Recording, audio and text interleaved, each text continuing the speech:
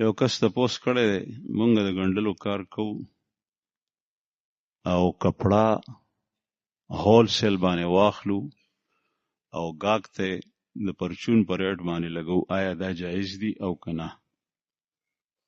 ګنډل کې او کپڑا هم خپل په گاګ باندې خرڅه، نو هغه ته صفا وایي چې د کپڑې دومره پیسې شي او د ګنډلو دومره پیسې شي.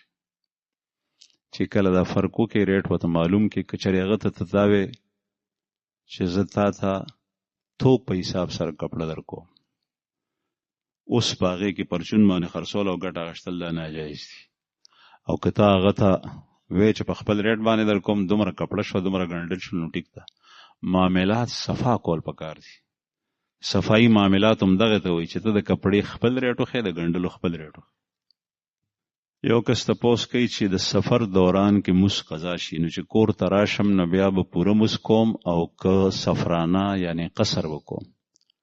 چې کله کور ته راشي نو بیا به قضا چې راړې نو سفرانه بکی، پوره موس بنه کې قضا کوي، ما قضا کول ګناه ده. یو کس وایي چې یو کس چا سره پیسې امانت کې خوي او دا پیسې او دا نوټونه په خپل استعمال کړي، او چې کله هغه کس رالو چې چا وسره پیسې امانت کړي وي، زید مثلا هغه ته خپل پیسې غواړي او د هغه په ځای کې نور نوټونه ورکړي، دا هغه نوټونه استعمال کړي دي، نو دا جایز ده او کنه؟ نو دا معامله ماته ټیک نه ښکاري، ځکه رسول الله صلی الله علیه وسلم د ترور زوی حضرت زبیر ابن عوام رضی الله عنه، بخاری شریف کې حدیث دی، هغه باندې ډېر قرضونه به زوی ته وصیت کړو عبد الله ابن زبیر ته چې زما دا قرضونه ادا کا، او که زما دا مال نه پوره کیږي قرضونه په ډېر زیات 22 लाख په باندې قرض هغه زمانه کې 22 लाख، او هغه زمانه کې د روپۍ نه و، دا خو سپکه ده درهمو. وی چې بیا نه ادا کیږي نو بیا زما د قام قبیلې نه وغواړه او د الله جل شانو نه وغواړه، قام قبیله الله پاک نه وغواړه. زما مولا ته ووایه چې ای د زبیر مولا، د زبیر د قرض پوره کړه. عبد الله ابن زبیر صاحب وایي چې زه حیرانم چې زبیر مولا څوک دی، الله یې یادول. بهر حال د دې قرض د ډیروالي وجه په هغه حدیث کې ذکر ده چې حضرت زبیر ابن عوام رضی الله عنه به چې چا به د څخه امانت راوړو چې دا امانت کا، نو بیا به دوه ته وی چې امانت نشم کې خوې، قرض راکا قرض کې خوېش، بیا به هغه کس ته وی چې ټیک ته قرض ده. او امانت او قرض کې فرق څه دی؟ د اصل کې حضرت زبیر رضی الله عنه هغه سړی ته فایده برسوله. امانت کچره تا سره چا کې خو او تا پوره حفاظت کولو، خو اوشوا آفات رالل آسمانی ارضی د ځمکې نه اسمان نه، یا غله رالل شکمار رالل ډاکوان رالل، هغه پیسې چې تا سره امانت و ستا مالم لاړو، د هغه چې د چا مال و هغه م لاړو، اوس تا سره د هغه نه کېږي، تا نه هغه نشي اخیستی ځکه چې امانت او امانت لاړو.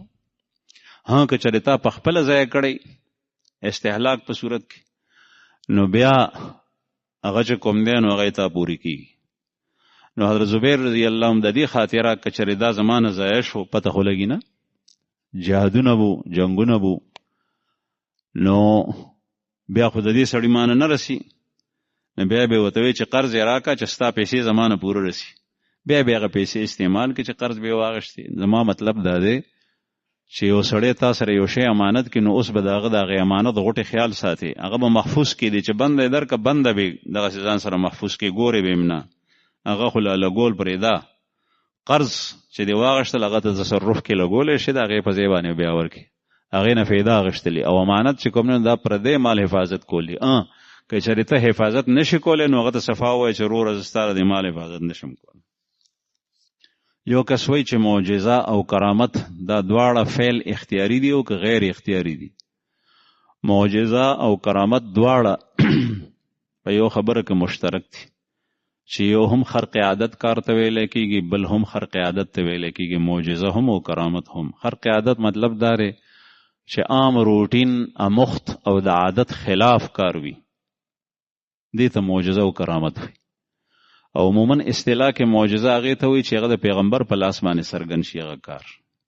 لکه رسول الله صلی الله علیه وسلم د ګوتو مبارکو نه اوبه جاري کېدل او ټول لښکر څکل، او لکه د موسی علیه السلام کونټي غورځول او هغې نه مار جوړېدل، د پیغمبر په لاس چې وي دا معجزه ده. او د یو عام مؤمن په لاس چې وي نو هغې ته کرامت ویلی کېږي چې هغه په پیغمبر باندې ایمان وي، مؤمن وي، د هغه په لاس صادر شي هغې ته کرامت وي. کرامت اصل کې عزت دی. الله جل شانه د دې مؤمن ته عزت ورکول غواړي، دې برکول غواړي په ټولو باندې. معجزه کې هم دا شی وي کرامت کې. او معجزه معنا عاجز کوونکی دی، یعنی هغه عمل داسې دی چې بل څوک د هغې د کولو نه عاجزه دی. د موسی علیه السلام په مقابله کې ګڼ شمېر جادوګرو، لیکن هغه جادوګرو د هغې جادو هېڅ کار ونه کړو، هغوی عاجزه شول، میدان بیلو موسی علیه السلام وګټلو. خو بیا دا فعل اختیاري دی که غیر اختیاري؟ دا د الله جل شانه فعل وي، د بنده نی، لیکن د بنده په لاس باندې ظاهر شي. البته پیغمبر چې کوي نو پیغمبر ته الله جل شانه ویلی چې دا کار اوس داسې کېږي. دغه وجه ده چې رسول الله صلی الله علیه وسلم لښکر ته به د اوبو ضرورت شو نو د الله رسول به اول دا معجزه نه څرګندوله، بیا به ړومبی د اوبو د ظاهري اسبابو د لاندې د هغې لټون کولو، صحابه به یې واستول. یو ځل حضرت علی او مقداد رضی الله عنهما واستول، بخاري شریف کې حدیث دی. اوبو وګورئ، لښکر ته سخت ضرورت دی، ګرځېدل چې چېرته مو اوبه وموندې نو موږ ته اطلاع راوړئ. نو دوی په آسونو باندې لاړل، یو زنانه یې ولیده، په هغې باندې هغه د اوښ د پاسه 2 مشکونه بار کړي دي، غټ مشکونه دي، په هغې کې اوبه دي، او دی په منځ کې ناسته ده. وی دا اوبه دې کوم ځای نه راړې؟ وی دا مې پرون دا وخت زه را روانه شوي یم دومره لرې، یعنې یو شوروز مزل ما وکړو. دی وی چې یو شوروز دې مزل وکړو نو دا خو ډېرې لرې دي، نو لښکر خو مونږ هلته نه شو بوتلی. نو هغه زنانه یې راوسته. رسول الله صلی الله علیه وسلم هغې ته ګبراوېږه ما مونږ تا نه لږ یو باخلو، خو ستا اوبه کمونه. لوښي کې ترې واغېښتې او بیا په هغې کې لاس مبارک کېښول، بیا ټولو خلکو څکلې، ځکه چې هغې زنانه یې ټولې اوبه نه شوې اغېښتې، د هغې سره زیاتې کولو. نو اوس دغه وخت کې د پیغمبر معجزه صادره شوه، اول ابتدا نه په دې باندې عمل نه کوي. دې نه معلومیږي چې دا داسې اختیاري نه چې څه وخت سړی غواړي هغه وخت کولی شي، دا الله جل شانه کوي. خو عام مومن مسلمان دعا وکړي، یا په زړه کې دعا وکړي، یا په ژبه باندې وکړي، الله نه وغواړي الله پاک هغسې وکړي، او پیغمبر ته په ذریعه د وحي ویلی کړي. یو کس تپوس کړی دی چې قالي علوم او حالي علوم څه ته وایي؟ قالي علوم دې ته وایي چې د هغې تعلیم و تعلم وي، په ژبه ویلی کېږي. استاز لګیایي او شاګرد یې اوري، ځان سره یې نوټ کې ولیکي یا په حافظه کې واچوي، دا قالي علوم دي. لکه مثلا ما د رسول الله صلی الله علیه وسلم حدیث بیان کو چې د الله رسول فرمای انما الاعمال بالنیات وانما لكل امرئ ما نوى فمن كانت هجرته الى الله ورسوله فهجرته الى الله ورسوله ومن كانت هجرته الى دنيا يصيبها امرأة يتزوجها فهجرته الى ما هاجر الیه. بخاری شریف کې حدیث دی. ډومبه په ابتدا کې ذکر دی، خو هغه مختصر دی، دا ټول الفاظ نه دي په هغې کې، او منځ کې ذکر دی هغه تفصیلي دی. دا چې د اعمالو دارومدار په نیت سره دی، دا حدیث ما ووی، طالب د دې په مفهوم او معنا باندې ځان پوه کړو نو دا قالي علم دی، او چې کله دی په هغې باندې عمل شروع کړي دا حالي علم دی. لکه مثلا دې کې د نیت تذکره ده چې د عمل دارومدار په نیت سره نو ته اوس نیک عمل کې هغې نه مخکې د نیت هم ښه دی، نو هغې نیک عمل اجر ډېر دی. او که نیک عمل کې هغې نه مخکې د نیت خراب دی نو بیا د هغه عمل هېڅ ځای نه نیسي. لکه مثلا یو سړی دیګونه پاخه کړي د شهرت د ریا او د نمود دپاره یې کوي، نو دغه وخت کې نیک عمل څه ځای نه نیسي. دا حال دی. نو حال نه مراد دا دی چې هغه خپل عمل وګرځي، وصف کې راولي. امام احمد بن حنبل رحمہ اللہ فرمائی میرے سامنے کوئی حدیث بھی ایسی نہیں گزری جس پر کم از کم 1 مرتبہ میں نے عمل نہ کیا ہو. یو خو هغه دي چې هغه خو همیشه کولی. اب امام احمد ابن حنبل سے وی ما مخې ته چې کوم حدیث تیر شوی دی ما کم از کم یو ځل په هغې باندې عمل کړی. نو عمل کول نه مراد دا حالي دی، هغه حالي کول پکار. او کله چې انسان په کوم یو نص باندې آیت کریمه یا حدیث یا مسله په هغې باندې عمل شروع کی، دا علم د ده کله هېرېږي نه، ځکه چې کې تر څومره پورې کې ته زوړم شي کې هغه به دې یادي. او چې کله د قالي علم ویلی صرف په غوږونو دې اورېدلی ځان سره دې نوټ کړی عمل کې دیني وروستی حال دیني ګرځولی نو بیا هغه هېرېږي کله کله. خو حال نه مراد بیا صرف عمل نه دی، حال نه مراد دا دی چې هغه انسان دی نفس ته داسې وغورځوي هغه عمل چې بیا همیشه مسلسل په هغې باندې قایم وي او هغه کوي. یو کس وایي چې زه ملګرو سره په پنډۍ کې په فلیټ کې پاتې کېږم، هغوی مونځ ته پاسوم لیکن هغوی د قرآن پاک تلاوت نه کوي. زه هغوی ته د قرآن پاک په باره کې څنګه ووایم چې آیا قرآن تلاوت فرض دی یا سنت دی یا واجب دی؟ قرآن کریم تلاوت کول دا تقرباتو نه دي، یعنی الله جل شانه ته په سړی نږدې کېږي، فرض او واجب نه دی، البته سنت دی او تقرباتو نه دي، دا الله د قرب ذریعه ده، لوی اجر دی پکې. یو کس تپوس کړی دی چې امام صاحب فاتحه ویلی وي او سورت وایي، یو کس راشي هغه په مونځ کې د جمع په مونځ کې شامل شي، نو دی به دا قرات اوري او کنه ثنا به وایي، دی به ثنا نه وایي بلکې دی به قرات اوري چې څنګه نیت وتړلو د امام قرات ته به غوږ کړي. بل تپوس یې کړی دی چې یو سړی امام سره په مونځ کې شریک شو، یو رکعت یې نتلی دی او چې کله امام سلام ګرځولو نو ده هم د امام سره یو طرف ته سلام واړولو، خو بیا د ته یاد شول چې زما خو یو رکعت پاتې دی، دی ودرېدو، نو اوس به دی سجده ساوه کوي او کنه دوباره به مونځ کوي؟ دوباره به مونځ نه کوي، سجده ساوه چې اوس وکړي نو مونځ یې ټیک کېږي. یو کس تپوس کړی دی چې زما پلار اکسیډنټ کړی دی، سره زه مخکې د هغه د خپې اپریشن شوی دی، هغه چې کومه پټۍ او پلستر په خپه باندې لګولی دی په هغې باندې د وینې یو داغ دی، هغه داغ د وینې د هغې پټۍ نه او پلستر نه ځي نه او هغه د دننه طرف نه لګېدلی دی، دننه نه هغه وینه ښکاره شوي ده، هغه د هغې پلستر نه تلی نه شي. اوس چې کله مونځ کوي نو هغه شک کوي چې آیا دې داغ سره زما مونځ کېږي او که نه، دې داغ سره یې مونځ کېږي، دا معذوره دی او خپه یې زخمي ده، د مونځ کېږي. البته یو کار وکئ، پاکه کپړه راواخلی او هغه دې داغ ځای د پاسه چې کوم دی نو د هغې نه چاپېره کوي او دوه درې برغده، لکه څنګه چې پلستر دی، پلستر د پاسه به دا راشي نو دا داغ چې پټ شي نو بیا به د هغه شک ختم شي.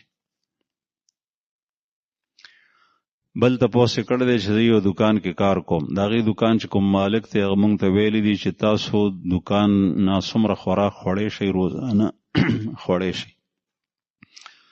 دی وایي چې زه روزانه د دکان نه د 80 یا د 100 روپو خوراک کوم، د دې څه حکم دی؟ او کله کله د هغې دکان نه زه پیسې هم والم د مالک د اجازت نه بغیر او بیا وروستو زه هغه په دکان کې واچوم. دا ړومبی کار چې مالک تا ته وایي چې دکان نه خوراک کولی شي نو کولی شي، البته ته ځان مه جوړه کوه، دا مه وایه چې ډېر خوراک اجازت ماته شته دی چې ډېر وخورې یا د مرۍ خرابه شي یا د سینه خرابه شي. بعضې د خوراک څیزونه ټافیانې مافیانې داسې وي چې هغې سره سړی بیمار شي، ډېر خوراک سره. نو خپل ځان ته ګوره، سر د خېټې مه زاروه. او دویم چې دا پیسې کوم اخلی نو دا پیسې نشي اخیستی، که ته پکې بیا اچې هم نو د هغه د اجازت نه بغیر نه، که مالک اجازت درکوي نو بیا ټیک ده. یو کس وایي چې ما خپلې ښځې ته د غصې په حالت کې ووي که چېرې ته زما د کور نه زما د اجازت نه بغیر لاړې نو ته به طلاق یې. اوس زه څه وکړم؟ نو چې کوم حالت کې ته غصه وې، که هغه وخت کې دا د کور نه وتی وې نو دا به طلاقه شوي وه، چې هغه وخت لاړو ستا د غصې حالت ختم شو نو اوس نه طلاقېږي. یو کس وایي چې قرآن پاک په اوچت آواز سره ویلی شم او که نه، او که په زړه کې وایه نو زه غلطېږم. په اوچت آواز سره ویلی شي لیکن خیال وکړې چې تا سره څوک په مونځ باندې خو نه دی ولاړ یا اوده خو نه دی یا بل یو عبادت یا مثلا د قرآن پاک تلاوت خو هغه نه کوي. که چېرې هغه د قرآن تلاوت کوي او ستا په زوره تلاوت کولو سره هغه غلطېږي نو بیا یې په اوچت آواز سره مه وایه، بل ځای ته لاړ شه.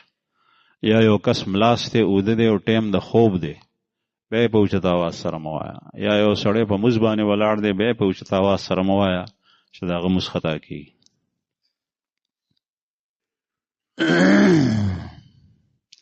یو کس وایي چې زما ورور بیمار و او زما نور رونه راغلل چې ته خرچه وکړه، مونږ یې منو او هغه وفات شوي دي، اوس هغه پیسې نه مني.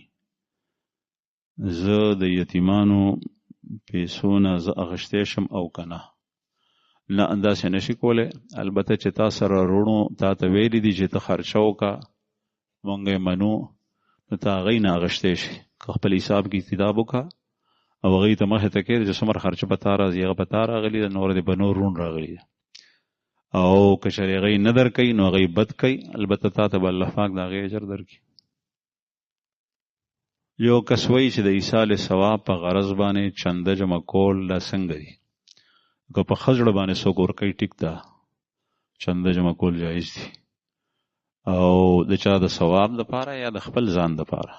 مثلا جماعت جوړیږي، چنده را جمع کړي، هغه چې څوک په هغې کې برخه اچوي خپل ثواب دپاره او یا بل چا پسې بخي، دا کولی شي.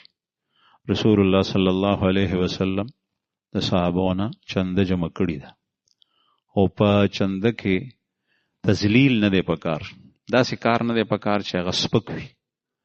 رسول الله صلی الله علیه وسلم د تبوک جنگ ته تلو نو چنده یې غونډوله، وی فرمایل چې څوک به چنده راړي نو صحابه د خپل وس مطابق چندې راړي. حضرت عثمان صاحب په اول فرصت کې پاسېدو، وی زه به سل اوښان ورکو، سل اوښان سره د سامان، سل اوښان ورک. بیا رسول الله صلی الله علیه وسلم وفرمایل په همدغه موقع چې نوره چنده پکار ده. بیا عثمان ذوالنورین وویل چې سل اوښان نور په ما شو، 200.